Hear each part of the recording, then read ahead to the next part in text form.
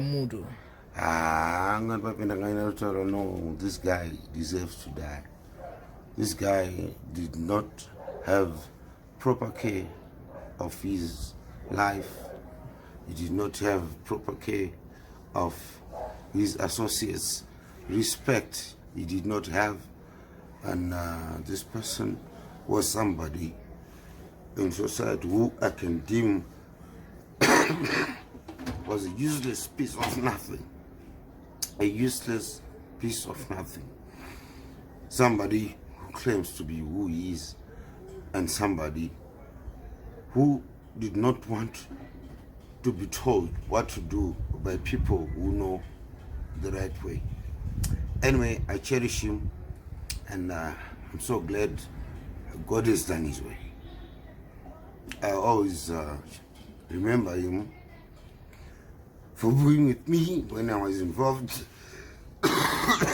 in a car accident. He was there for me. And I was always there for him in the hospitals. When I go with him to the hospital, he runs away. When I go to his hospital, he runs away. So what do you expect? I cannot run. My leg will be painful. I cannot run after him and say, no, stop, let's wait for the doctor. So I just wish all the angels and saints and you were in heaven, please take care of him. Because on earth, I travel with him, and I was almost exhausted with him. So may all the angels and saints take goodly care of him. Because on earth, he was giving me hell. Zakaramba. Every day, somebody needs quite nini.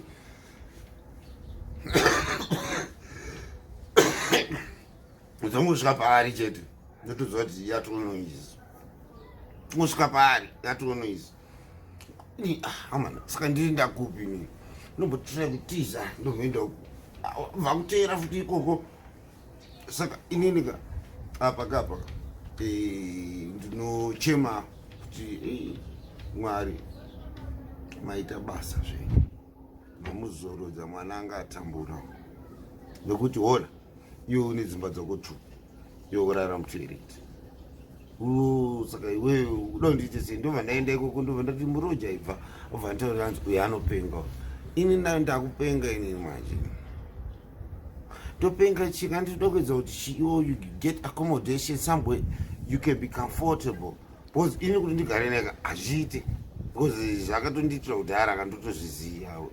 I no more have a wardrobe, I no more have what and what, but I know that you are my brother. But anyway, I always remember you. Jonyama, rest in eternal peace. The life cutter. A life cutter, and you cut your own life. Thank you for doing that. This is your brother who is telling the whole truth and nothing but the truth. Jalo. Mr. Alphonso. I don't know if you've got any questions. Maybe. Kuda kandia anza kuafira mwako makuda. Kuda was very responsible, and I would want to respect Kuda for being responsible for my younger brother, and Kuda and Arnold. Baba Royce, they played an important part because in the Karama and the end of the morning, I stumbled in the cook and I can't ram. The Gucci, I was not, I can no longer Vatanga with him.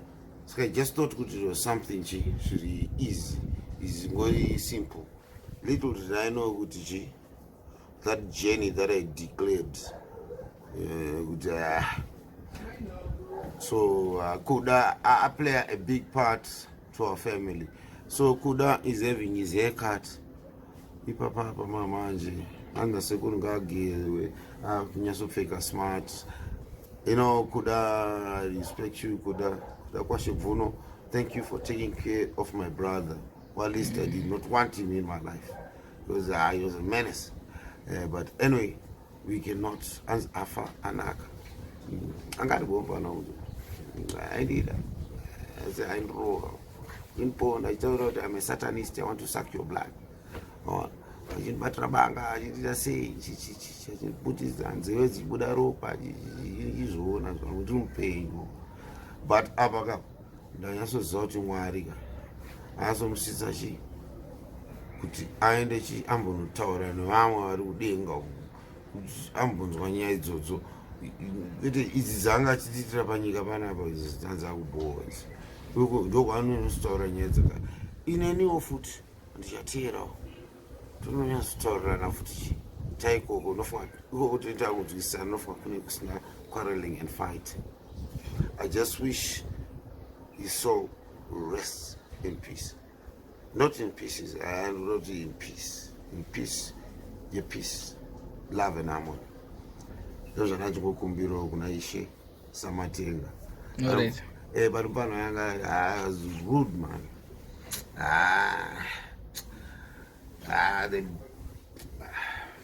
Anyway.